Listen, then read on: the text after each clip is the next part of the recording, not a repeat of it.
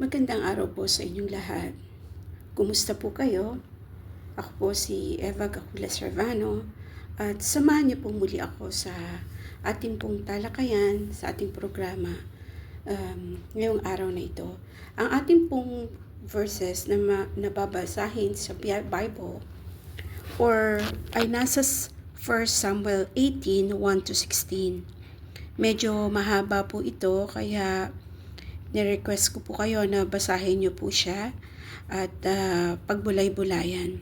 So ngayon po ay dito po sa verses na ito ng Biblia ay makikita natin yung dalawang reaksyon ng dalawang miyembro ng pamilya ni David or mga malalapit na tao sa buhay ni David. At ito po ay sina Saul, si Haring Saul, at saka po si Jonathan na anak po ni Haring Saul.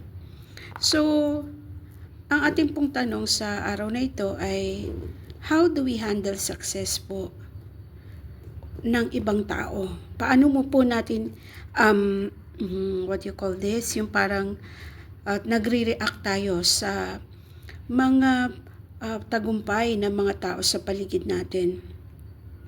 Na para po bang sa tingin natin ay mas lamang sila, parang sa tingin natin mas perfect yung kanilang buhay, maybe they have a perfect life, perfect body, maybe perfect family, perfect children.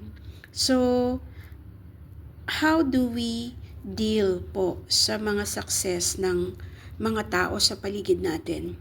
Lalo na po nakikita natin sa social media o sa ating mga kaibigan, kapitbahay.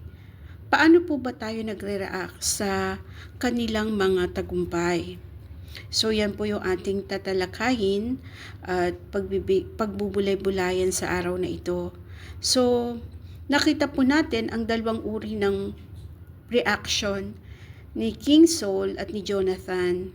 So nakita po natin na si King Saul nag-react siya sa tagumpay ni Haring David sa pamagitan ng comparison or ng rejection. Samantalang pong si Jonathan, nag-react siya sa tagumpay ni David by celebration. So, nakita po natin na nung marinig ni Saul na yung mga babae na ay kumakanta para kay King David kasi po siya ay nanalo, malimit po siya manalo sa mga battles o mga digmaan. Kaya po ang mga babae ay umawit po sila. Ang sabi nila, David has killed his thousands, but David kills 10,000s, but King Saul killed his thousands. So nakita po natin kinumpara ni Saul yung kanya pong success sa success ni David. Masyado pong madami ang mga napatay ni David sa battle kumpara sa kanya. So ang nangyari po ay parang nirarank niya yung kalooban ng Diyos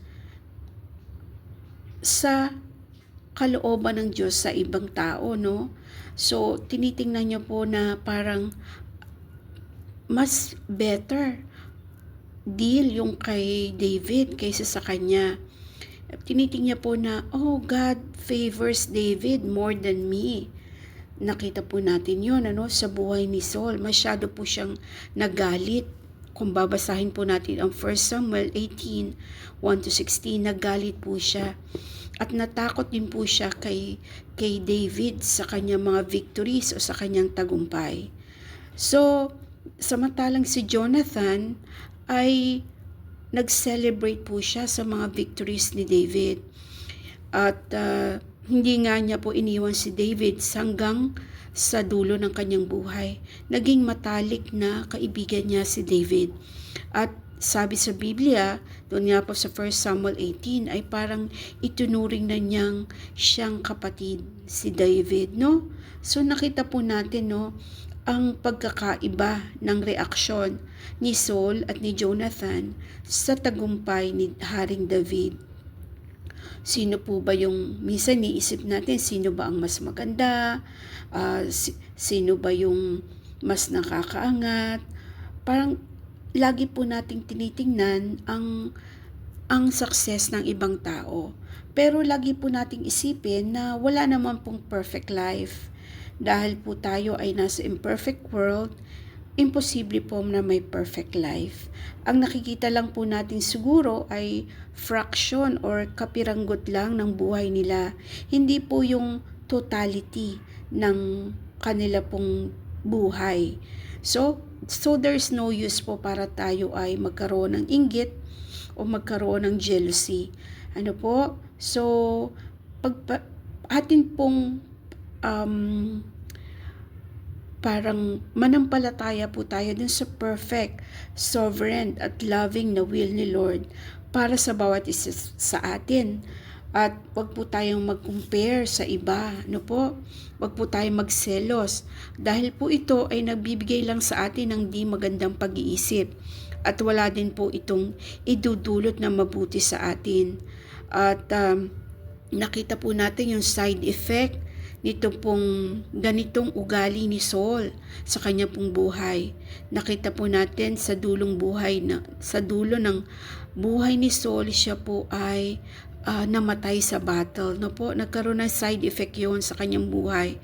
At nagkakaroon po siya ng anxiety o ng worry o ng pag-aalala dahil po sa kanya pong matinding selos. So, atin pong ipanalangin, no po, na maging mabuting katiwala po tayo ng lahat ng skills na binigay sa atin ng Panginoon, kahit po yung ibang tao. Lagi po natin ipag-pray na sila man ay maging mabuting katiwala ng binigay na kakayahan sa kanila ng Diyos.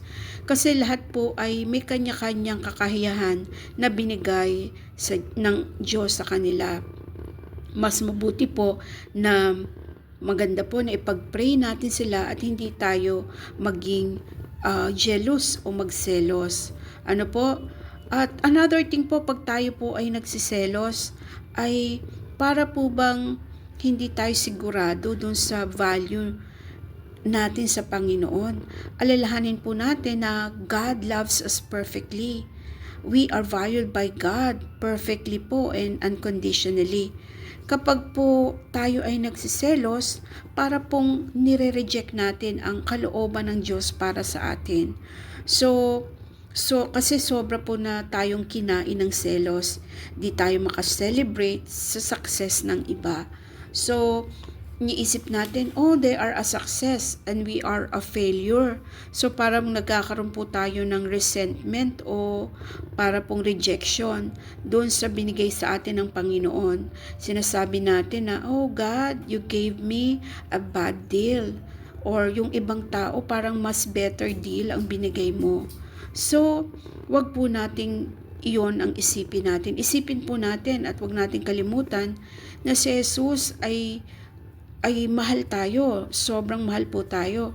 Kung atin pong babasahin ang John 3:16, kahit po yung buhay niya ay ibinigay niya para sa atin. Para tayo po ay magkaroon ng kapatawaran sa ating mga kasalanan at magkaroon ng buhay na walang hanggan. So ipag-pray po natin ito pong struggle na to ng selos sa Panginoon at ibigay natin itong nararamdaman natin na ito sa ating Panginoon. So ito pong selos ay nakakapagod, nakaka-drain din po ito ng ating pong buhay, ng ating time, ng ating isip, wherein mas magagamit po sana natin yung oras na yon para sa mas ikabubuti natin, pero napo-focus tayo doon sa selos or doon sa mali nating pagtanaw doon sa success ng ibang tao.